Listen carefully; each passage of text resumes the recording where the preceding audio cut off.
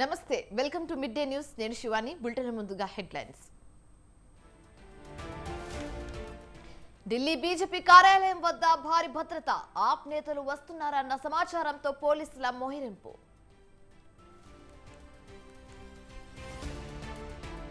Macherla నర్సరావుపేటలో SIT విచారణ అల్లర్లు జరిగిన ప్రాంతాల్లో పర్యటించే అవకాశం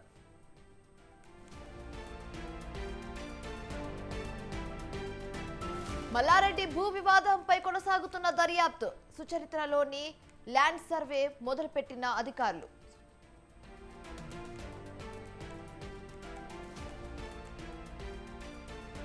ప్రజ్వల్ రేవన్నపై అరెస్ట్ వారెంట్ విచారణకు హాజరు కాకపోవడంతో కోర్టును ఆశ్రయించిన సిట్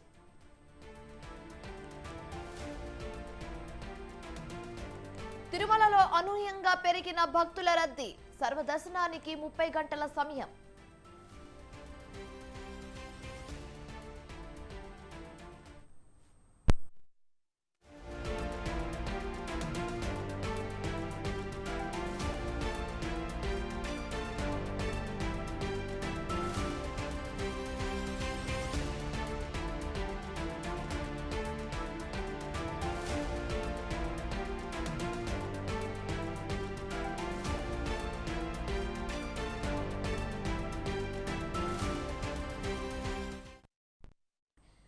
మహిళలపై లైంగిక దౌర్జన్యాన్ని ఆరోపణలు ఎదుర్కొంటున్న హసన్ ఎంపీ ప్రజ్వల్ రేవన్నపై అరెస్టు వారెంట్ జారీ అయింది. ఎంపీ ఎమ్మెల్యేల ప్రత్యేక న్యాయస్థానం శనివారం వారెంట్ జారీ చేసింది. ఈ కేసు దర్యాప్తు కోసం ఏర్పాటు చేసిన ప్రత్యేక దర్యాప్తు బృందం ముందు విచారణకు హాజరు కాకపోవడంతో అధికారులు కోర్టును ఆశ్రయించారు.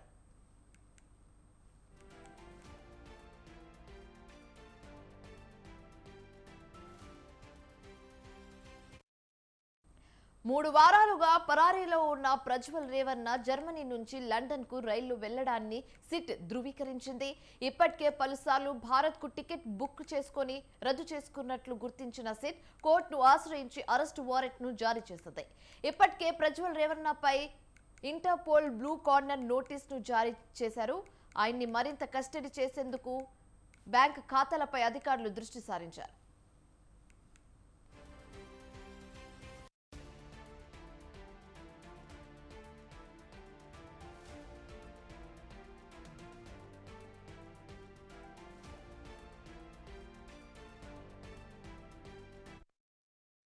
ఈ కేసులో ఆరోపణలు ఎదుర్కొంటున్న ప్రజ్వల్ తండ్రి హెచ్డి రేవన్న ప్రస్తుతం బెయిల్ పై బయటకొచ్చారు. అంతకుముందు ఆయన 7 రోజులు జైల్లో ఉన్నారు. ప్రజ్వల్ పై చర్యలకు తమకు ఎలాంటి అభ్యంతరం లేదని ఆయన తాత మాజీ ప్రధాని హెచ్డి దేవేగౌడ్ ఇప్పటికే స్పష్టం చేశారు.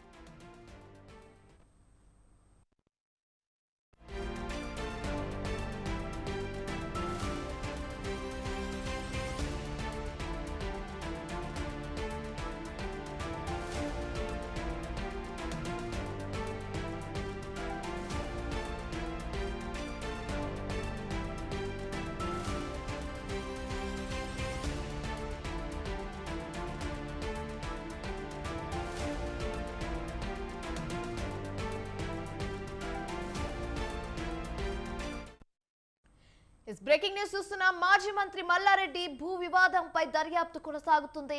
మేడ్చల్ జిల్లా సుచిత్రలోని వివాదాస్పద స్థలంలో సర్వే జరుగుతోంది. భారీ బందోబస్తు మధ్య అధికారులు సర్వే నిర్వహిస్తున్నారు.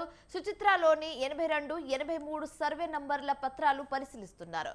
సర్వే ప్రాంతానికి ఎవరిని అనుమతించడం లేదు. సర్వే తర్వాత భూమి ఎవరిది అనేది క్లారిటీ వచ్చే అవకాశం ఉంది. పని కాదు పెట్రోల్ చంద్రబాబు పడేస్తాం జీసీ బిల్ మళ్ళీ మేబీ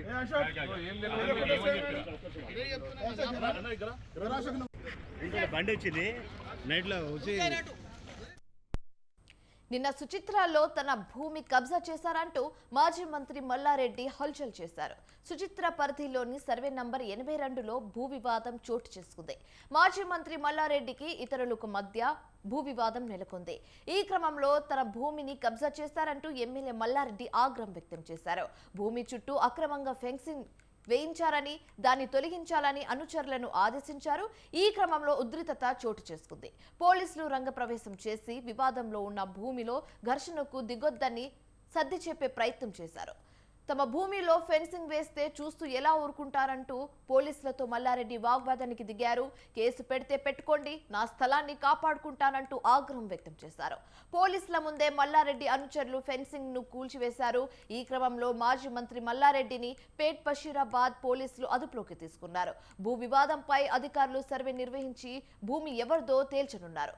ఇక ఇదే అంశానికి సంబంధించి మరింత తాజా సమాచారం మా ప్రతినిధి పవన్ ఫోన్ ద్వారా అందిస్తారు. పవన్, చెప్పండి. సుచిత్ర యొక్క సర్వే నంబర్ 82, 83 లో గల భూమి పూర్తిగా వివాదాస్పదంగా మారింది. ఎందుకంటే మల్లారెడ్డి మాత్రము తనకు సంబంధించిన భూమి అని చెప్పి కూడా తను క్లెయిమ్ చేస్తున్నాడు. అయితే మరోవైపు ఈ యొక్క 15 మంది తాము ఫ్లాట్లు కొనుగోలు చేశామని చెప్పి కూడా వారు కూడా తమ ల్యాండ్ అని చెప్పి కూడా క్లెయిమ్ చేస్తున్నారు. అయితే నిన్న పెద్ద ఎత్తున ఇక్కడ ఉద్రిక్త వాతావరణం కూడా చోటు చేసుకుంది. పోలీసులు రంగప్రవేశం చేశారు. రంగప్రవేశం చేసి ఈ యొక్క మాజీ మంత్రి మల్లారెడ్డిని కూడా ప్రజెంట్ అదుపులోకి తీసుకొని పిఎస్ కూడా తరలించారు. అక్కడ దాని తర్వాత అతనికి నోటీస్ ఇచ్చి జారీ చేశారు. అయితే ఈ రోజు ఉదయం మాత్రము ఆ యొక్క ల్యాండ్ కి సంబంధించి సర్వే కూడా నిర్వహిస్తున్నారు. ఎందుకంటే ఈ యొక్క ల్యాండ్ వివాదాస్పదంగా మారింది కాబట్టి సర్వే చేస్తే ఈ యొక్క ల్యాండ్ ఎవరిది అనేది మాత్రం పూర్తిగా క్లారిటీ వచ్చే అవకాశం ఉంటుంది. కాబట్టి ప్రజెంట్ పోలీసులు భారీ బందోబస్తు నేపథ్యంలో ఈ యొక్క సర్వే కూడా నిర్వహిస్తున్నారు. ప్రజెంట్ ఈ యొక్క సర్వే కూడా కొనసాగుతుంది. సర్వే నిర్వహిస్తున్న నేపథ్యంలో ఎవరిని కూడా లోపలికి అనుమతించడం లేదు. పూర్తిగా పోలీసుల ప్రహార నేపథ్యంలోనే దీనికి సంబంధించి ఒక సర్వే కొనసాగుతుంది.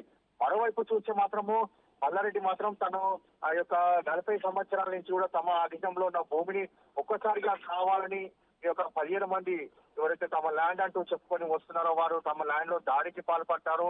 అంతేకాకుండా తాము వేసుకున్న చెట్లను కూడా పూర్తిగా అక్రమంగా తొలగించారని మాత్రం ప్రధానంగా ఈ యొక్క మాజీ మంత్రి మల్లారెడ్డి ఆరోపించిన పరిస్థితి కూడా కనిపిస్తుంది. మొత్తానికి మాత్రం ఈ యొక్క సర్వే కొనసాగుతుంది. సర్వే కొనసాగిన దాని తర్వాత ఈ యొక్క ల్యాండ్ మాత్రం ఎవరిది అనేది మాత్రం చాలా క్లారిటీ వస్తుంది. ప్రజెంట్ పోలీసులు యొక్క డాక్యుమెంట్ కూడా వెరిఫై చేసిన పరిస్థితి కనిపిస్తుంది. ఎందుకంటే ఇద్దరు తరఫున ఈ యొక్క డాక్యుమెంట్స్ కూడా పోలీసులు పూర్తిగా వెరిఫై చేసి యొక్క సర్వే కూడా నిర్వహించిన దాని తర్వాత కొంత క్లారిటీ వచ్చే అవకాశం కూడా చాలా స్పష్టంగా కనిపిస్తుంది. Right, thanks for the updates Pavan. కాదు సార్, ఇప్పుడు ఇన్ని కూలగొట్టినారు మీరు ఏం యాక్షన్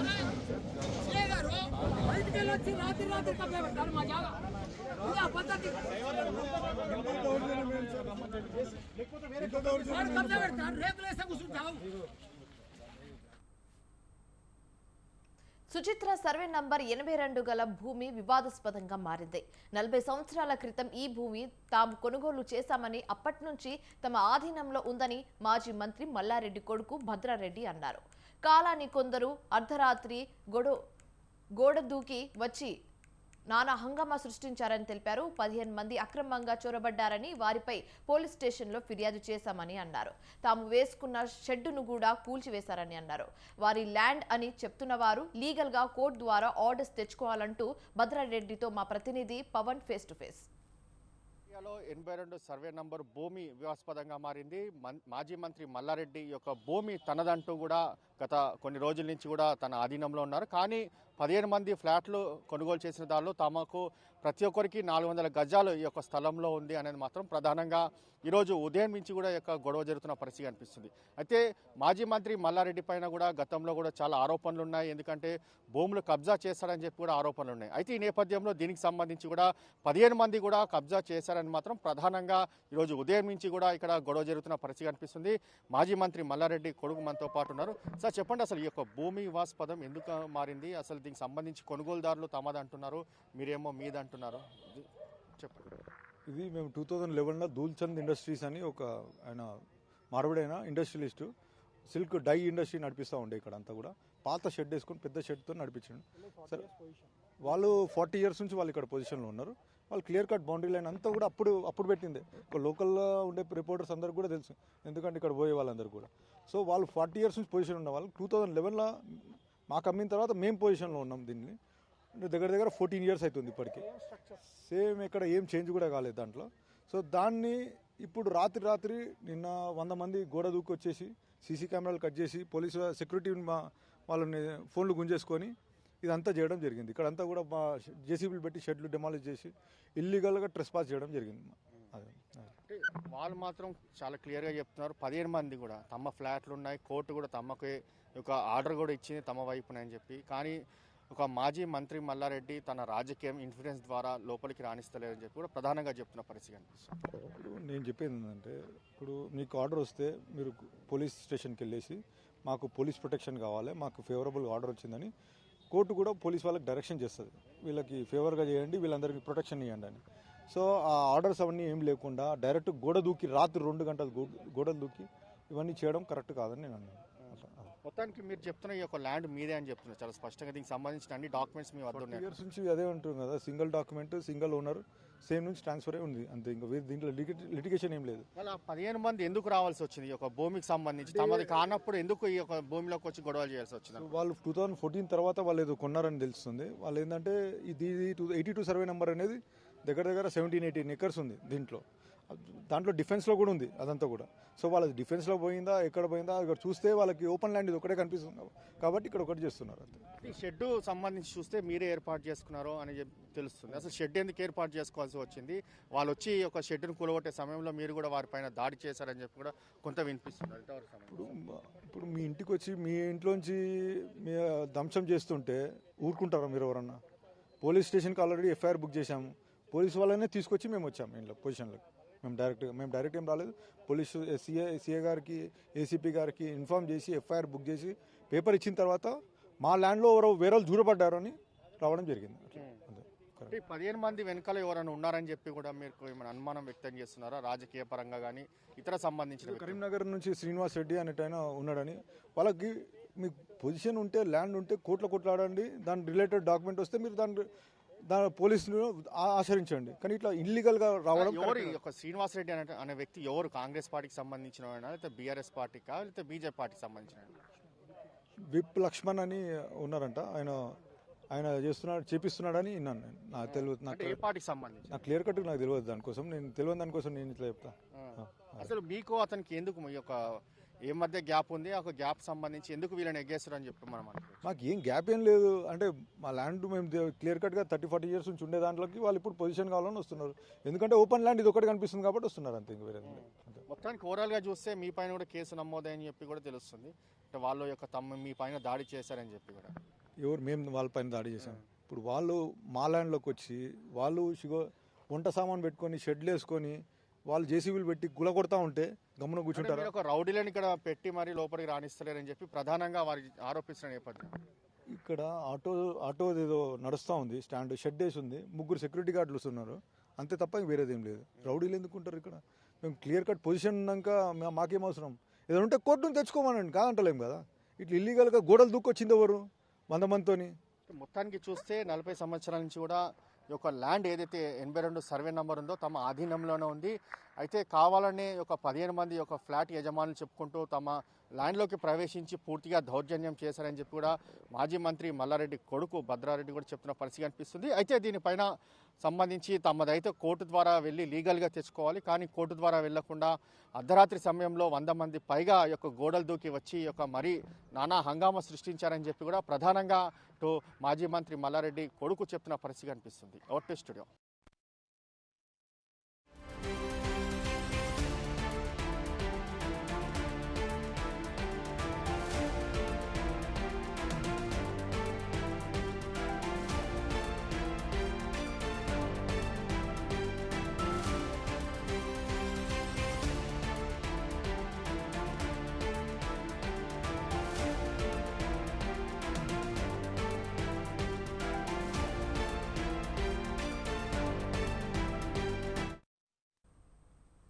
పల్నాడులో అల్లర్ల కేసుల విచారణ కొనసాగుతుంది.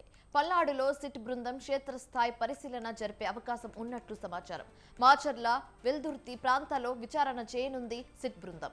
గురజాల నియోజకవర్గంలో 100కు పైగా కేసులు నమోదయ్యాయి. 192 మందిపై ఎఫ్ఐఆర్ నమోదైంది. అత్యధికంగా దాచేపల్లి మండలం 70, పిడుగురాళ్ల మండలం 62 మందిపై కేసు నమోదయ్యాయి. పిడుగురాళ్ల మండలంలో 67 మందిపై ఐపీసీ 307, 324, 323 కింద కేసు నమోదయ్యాయి.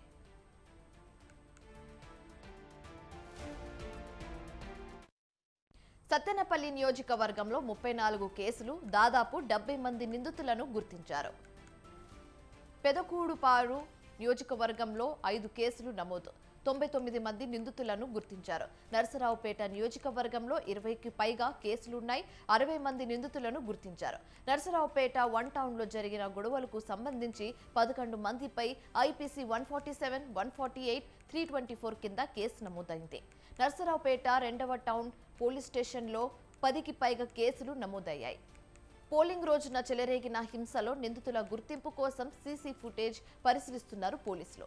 ఇప్పటికే ఎఫ్ఐఆర్లు నమోదైన నిందితులతో పాటు వీడియోల ఆధారంగా మరికొన్ని పేర్లు చేర్చే అవకాశం ఉంది.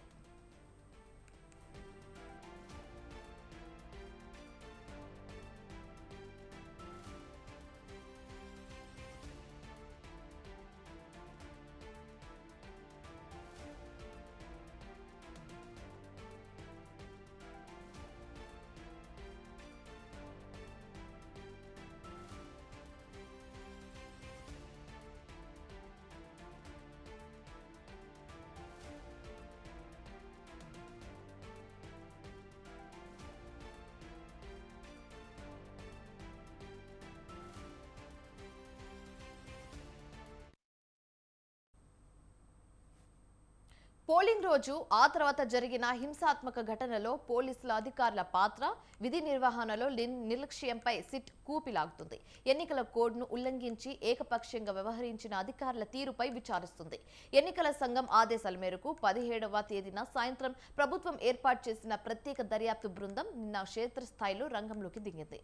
ఇంటెలిజెన్స్ ఐజీ వినీత్ బ్రిజ్లాల్ నేతృత్వంలో 13 మంది అధికారులతో ఏర్పాటైన సిట్ 4 బృందాలుగా విడిపోయి ఘర్షణలు జరిగిన ప్రాంతాల్లో పర్యటిస్తుంది.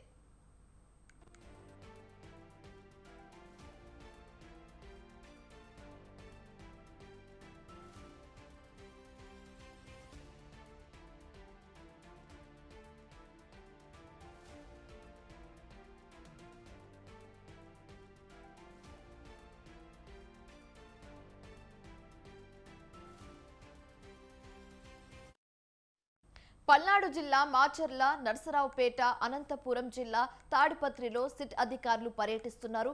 అధికార పార్టీకి వంతన పాడిన దిగువ, మధ్య స్థాయి పోలీస్ అధికారుల పాత్రపై విచారణ చేస్తున్నారు. టీడీపీ నేతలు, వైసీపీ నేతలు, కార్యకర్తలపై యథేచ్ఛగా దాడులు జరుగుతున్నా, ఆస్తులను ధ్వంసం చేస్తున్నా ఆపకుండా ప్రేక్ష పాత్ర పోషించిన పోలీసులు ఎవరు? ఉన్నతాధికారుల ఆదేశాలు పాటించకుండా అధికార పార్టీ నేతలకు సమాచారం చేరవేసిన పోలీసులెవరు అన్న కోణాల్లో విచారిస్తున్నారు. సిడి ఫైల్ తీసుకురండి, ఎఫ్ఐఆర్లో ఏ సెక్షన్లు వేశారు, ఎవరెవరిని అరెస్ట్ చేశారు, వచ్చిన ఫిర్యాదులేంటి, దర్యాప్తులో లభించిన ఆధారాలు ఏంటి అంటూ సిట్ అధికారులు స్థానిక పోలీసులను ప్రశ్నిస్తున్నారు.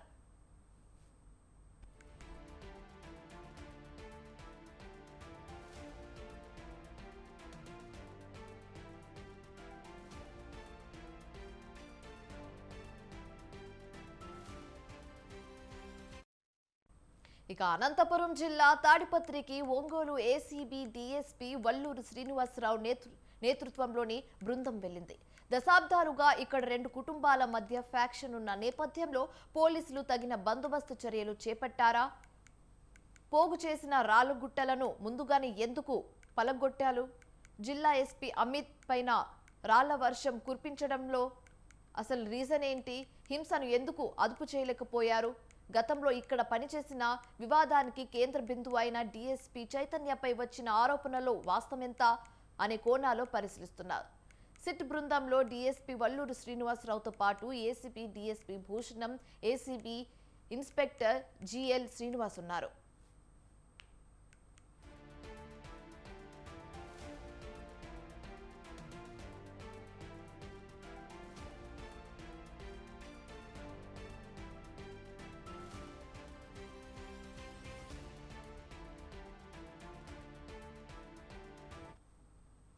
తాడిపత్రి పట్టణ పోలీస్ స్టేషన్లో పలు రికార్డులను పరిశీలించారు. అనంతరం డీఐజీ షిమోషితో సమావేశమయ్యారు. ఎమ్మెల్యే పెద్దారెడ్డి, మున్సిపల్ చైర్మన్ జేసీ ప్రభాకర్ రెడ్డి ఇళ్ల వద్ద జరిగిన హింసాత్మక ఘటనల గురించి అడిగినట్లు సమాచారం. పోలీస్ అధికారులు వ్యవహరించిన తీరుపై ఆరా తీస్తున్నట్లు తెలుస్తుంది.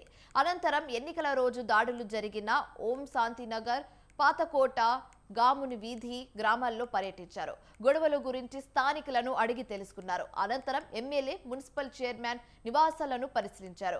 ఇరు వర్గాలు గొడవపడ్డ కళాశాల మైదానంలో కలిసి తిరిగారు. రాళ్ల దాడి ఏ విధంగా జరిగిందో అక్కడున్న సిబ్బందిని అడిగి తెలుసుకున్నారు. బందోబస్తు సిబ్బందితోనూ మాట్లాడారు. వారి వెంట Tadipatri rural CI Lakshmakanth Reddy, SI Gouse Basha ఉన్నారు. 4 ప్రాంతాల్లోనూ సిట్ బృందాలు పూర్తి స్థాయిలో విచారణ చేపట్టాయి. ఆదివారం సాయంత్రానికి విచారణను దాదాపు ఓ కొలిక్కి తీసుకొస్తామని సిట్ అధికారులు పోలీసు ప్రధాన కార్యాలయానికి సమాచారం అందజేశారు. ఇప్పటికే 12 మంది అధికారులపై వేటు పడగా మరికొందరి పాత్రను సిట్ వెలుగులోకి తెచ్చే అవకాశం ఉంది.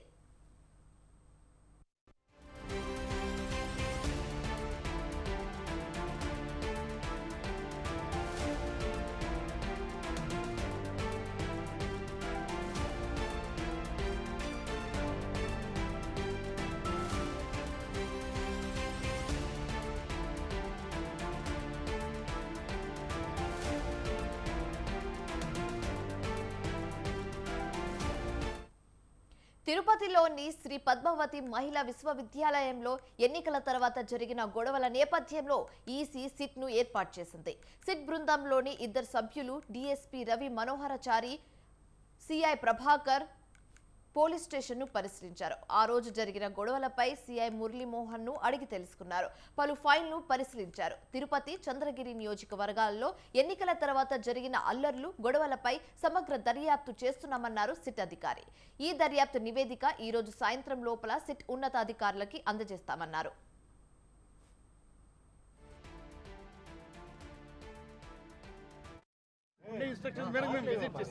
ఏమున్నా మా ఐజీ గారు బ్రీఫ్ చేస్తారు తప్ప మేము బ్రీఫ్ చేయడానికి ఏం లేదు ఇందులో.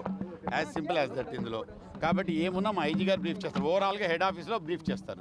నేను చేయను. అదే చెప్తున్నాను కదా, అన్ని ఎఫ్ఐఆర్ల మీద కూడా చర్యలు తీసుకుంటారు. అంతవరకు గ్యారంటీ.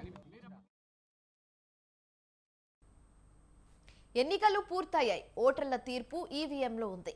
ఎవరు విజేతలో, ఎవరు పరాజితులో తెలియాలంటే జూన్ 4వ తేదీ వరకు ఆగి చూడాల్సిందే. అయితే కళ్యాణదుర్గం నియోజకవర్గంలో రికార్డ్ స్థాయిలో పోలింగ్ నమోదైంది. ఇక్కడ ఏకంగా 88.52% పోలింగ్ నమోదైనట్టు ఎన్నికల గణాంకాలు వెల్లడించాయి.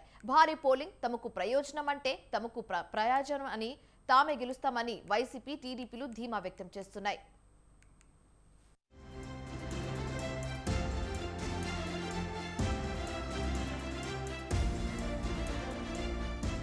కళ్యాణదుర్గం అంటే సంస్కృత అర్థం ప్రకారం మంచి కోట. అసెంబ్లీ ఎన్నికల ఆటలో ఈ మంచి కోటలో పాగా వేయడానికి అటు వైసీపీ, ఇటు టీడీపీ హోరాహోరీగా ప్రయత్నాలు సాగించాయి. ఇరు పార్టీల అభ్యర్థులు కళ్యాణదుర్గం కోటలో తామే పాగా వేస్తామని చెప్తున్నారు. వేరే లెవెల్లో ఇక్కడ పోలింగ్ జరగడంతో ఉమ్మడి అనంతపురం జిల్లా వాసులందరూ కళ్యాణదుర్గం అసెంబ్లీ నియోజకవర్గంపైనే చూపు సారిస్తున్నారు.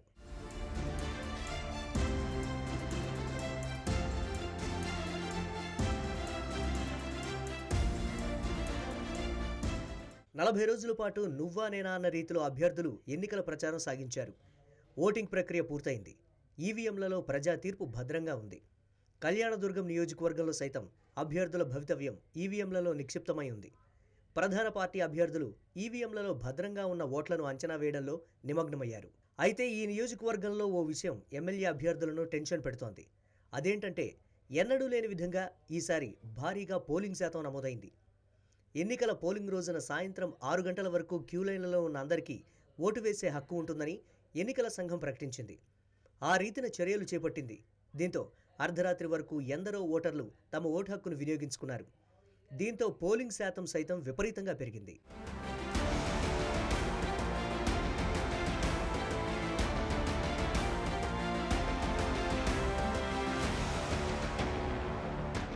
పోలింగ్ శాతం పెరగడంపై అటు అధికార పార్టీ, ఇటు విపక్ష పార్టీ ఎవరి లెక్కలు వారు వేసుకుని గెలుపు తమదే అని ధీమాగా చెప్తున్నారు. సంక్షేమ పథకాల ఫలాలు ప్రజలందరికీ చేరాయని, దీంతో ప్రజలు ఎంతో ఉత్సాహంగా ఓటు హక్కు వినియోగించుకున్నారని, పోలింగ్ పర్సంటేజ్ పెరగడం తమ ప్లస్ పాయింట్ అని అధికార వైసీపీ అభ్యర్థులు తెలిపారు.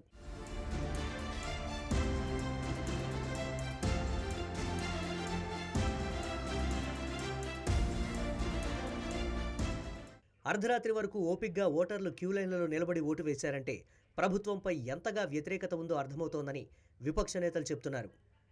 ప్రజా వ్యతిరేక పాలన సాగించిన ప్రభుత్వాన్ని గద్దె దింపడానికి పెద్ద సంఖ్యలో ఓటర్లు వచ్చి ఓటు వేశారని, దూర ప్రాంతాల నుంచి సైతం ఎందరో ఓటర్లు వచ్చి ఓటు వేశారని ప్రతిపక్ష నేతలు అంటున్నారు.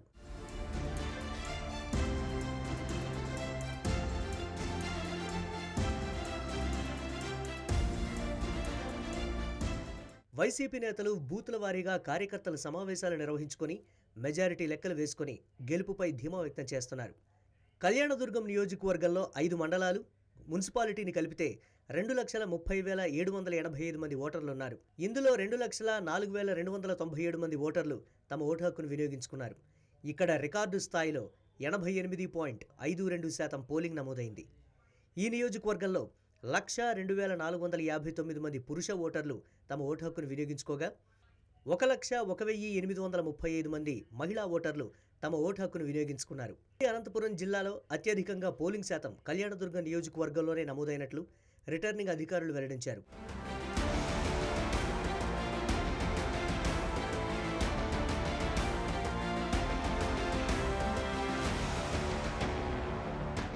ఇంత ప్రతిష్టాత్మకంగా ఉన్న కళ్యాణదుర్గం నియోజకవర్గంపై వైసీపీ నేతలు, టీడీపీ నేతలు మండలాల వారీగా లెక్కలు వేసుకుంటున్నారు. తమదే గెలుపు అని సంబరపడిపోతున్నారు. దీంతో ఇరు పార్టీల కార్యకర్తలు ఉత్సాహంగా ఉన్నారు. విజయం తమదంటే తమదే అని వాదులాడుకోవడంతోనే సరిపెట్టుకోవడం లేదు. పెద్ద ఎత్తున పందేలు కాయడానికి రెడీ అంటూ సంకేతాలు పంపుతున్నారు.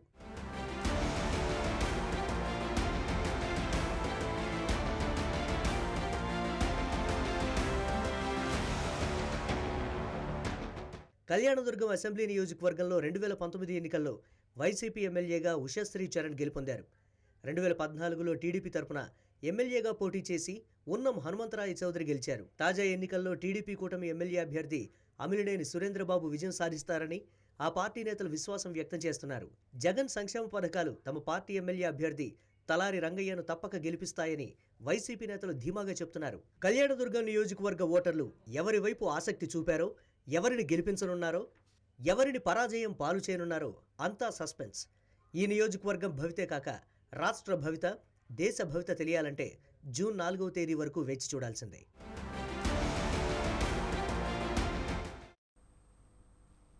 శాసన మండలిలో సంఖ్యాబలం పెంచుకోవడానికి కాంగ్రెస్ ప్రయత్నిస్తుంది. ఇందుకు అందివచ్చిన ప్రతి అవకాశాన్ని సద్వినియోగం చేసుకోవాలని హస్తం పార్టీ చూస్తుంది. ఉమ్మడి ఖమ్మం, వరంగల్, నల్గొండ జిల్లాల గ్రాడ్యుయేట్ ఎమ్మెల్సీ ఉప ఎన్నికకు మే 27న పోలింగ్ జరగనుంది. తెలంగాణలో కాంగ్రెస్ పార్టీ అధికారంలోకి వచ్చాక జరుగుతున్న తొలి ఉప ఎన్నికలు ఇవి. దీంతో ఎలాగైనా ఎమ్మెల్సీ స్థానాన్ని కైవసం చేసుకోవాలని కాంగ్రెస్ ప్రయత్నాలు ముమ్మరం చేసింది. అయితే ఎమ్మెల్సీ స్థానం గెలుపు కోసం హస్తం పార్టీ ఎలాంటి వ్యూహరచన చేస్తుంది, ఏ రీతిను పావులు కదుపుతుంది? Watch the story.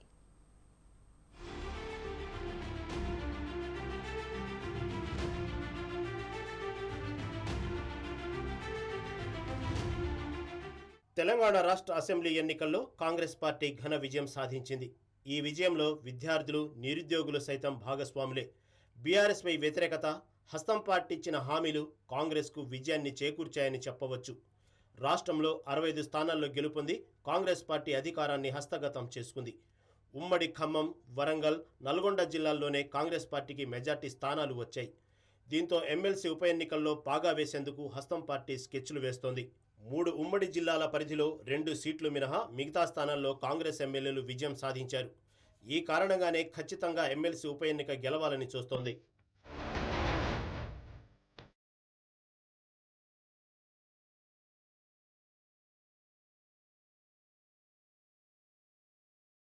Graduate MLC ఎన్నికల్లో మెజార్టీగా ఉన్నది విద్యార్థులు, నిరుద్యోగులే. నిరుద్యోగులు గత బీఆర్ఎస్ ప్రభుత్వంపై తీవ్ర నిరసన తెలిపారు. ఈ వ్యతిరేకత సైతం బీఆర్ఎస్ సర్కారు కూలడానికి ఓ కారణమైందని తెలుస్తోంది. కాంగ్రెస్ పార్టీ అధికారంలోకి వచ్చిన అనంతరం జరుగుతున్న ఈ ఎన్నికలు కావటంతో ఇప్పుడు ఎలాగైనా ఈ ఎన్నికల్లో విజయబావుట ఎగరవేయాలని హస్తం పార్టీ పెద్దలు భావిస్తున్నారు. ఈ ఎన్నికల్లో గెలిస్తే తమ ప్రభుత్వం 5 నెలల పాలనపై ప్రజలు సానుకూలంగా ఉన్నారనే అభిప్రాయం వస్తుందని కాంగ్రెస్ నేతలు అనుకుంటున్నారు.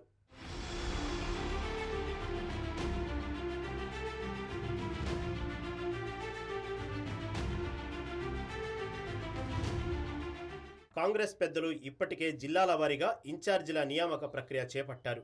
సమావేశాలు ఏర్పాట్లు చేస్తున్నారు. దీనిపై ఎప్పటికప్పుడు సీఎం రేవంత్ రెడ్డితో పాటు ఇన్ఛార్జి దీపాదాస్ మున్షి సైతం మానిటరింగ్ చేస్తున్నారు.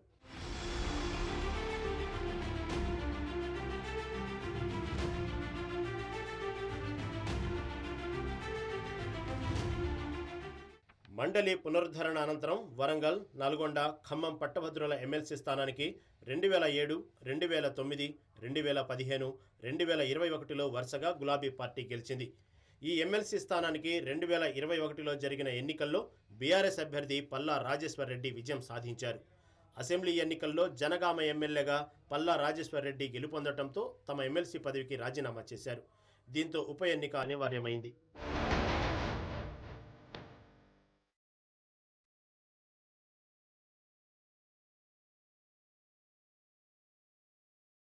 ఈ పట్టభద్రుల స్థానానికి ఉమ్మడి వరంగల్, ఖమ్మం, నల్గొండ పరిధిలో 4,61,806 మంది పట్టభద్రులు ఓటర్లు ఉన్నారు. ఇందులో 2,87,007 మంది పురుషులు కాగా 1,74,794 మంది మహిళలు ఉన్నారు. అయితే ఈ ఉప ఎన్నికకు 3 ప్రధాన పార్టీలు ప్రతిష్టాత్మకంగా తీసుకున్నాయి. సిట్టింగ్ స్థానాన్ని దక్కించుకోవాలని బీఆర్ఎస్, ఈ ఎమ్మెల్సీ స్థానాన్ని చేజిక్కించుకొని తమ గళాన్ని మరింతగా మండలిలో వినిపించాలని అధికార కాంగ్రెస్ పార్టీ ప్రయత్నిస్తుండగా బీజేపీ సైతం తన వంతు ప్రయత్నం చేస్తూ పోటీకి దిగింది.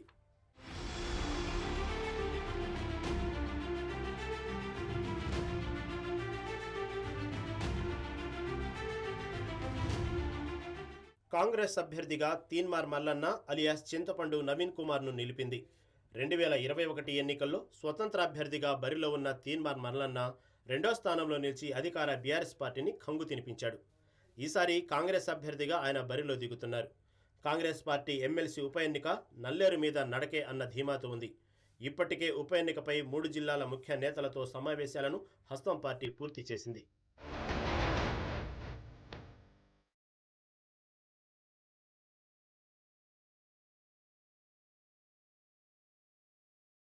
ఇప్పటికే నల్గొండ, ఖమ్మం, వరంగల్ పార్లమెంటు పరిధిలో జరిగిన ప్రచార కార్యక్రమంలో సభలు, సమావేశాల్లో చింతపండు నవీన్ ఎమ్మెల్సీ అభ్యర్థిగా పోటీ చేస్తున్నారని జనాలకు పరిచయం చేశారు.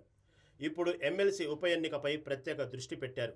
ఇక ప్రచారంలో భాగంగా రాష్ట్ర ముఖ్య నేతలు కోచింగ్ సెంటర్లలో, యూనివర్సిటీల్లో విద్యార్థులతో సమావేశమయ్యేలా ప్లాన్లు చేస్తున్నారు. ఉద్యోగులను కలిసే బాధ్యతను కాంగ్రెస్ అనుబంధ సంస్థలుగా ఉన్న ఉద్యోగ సంఘాలకు అప్పచెప్పారు. విద్యార్థులు, ఉద్యోగులను కలిసే విధంగా ప్రచారాన్ని ప్లాన్ చేస్తున్నారు.